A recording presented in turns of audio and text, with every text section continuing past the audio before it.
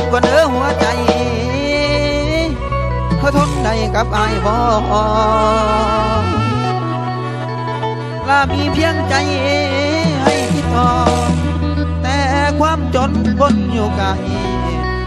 ทนได้บ่ละนาง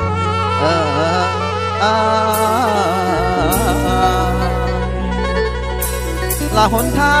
งหักอุปสรรคยังอยู่ข้างคือความทุกข์เด้ออุกใจพาพี่ไว้บ่นอคำผู้กำกาหัวลาน้อยลาคันเธอคอยเธอทางมีพงนาอายเพราะว่าสิสู้เพื่อฝันคอยและเจ้ายังเธอเว้าว่าสิรอขอฟังคำโอ้ยเดแฟน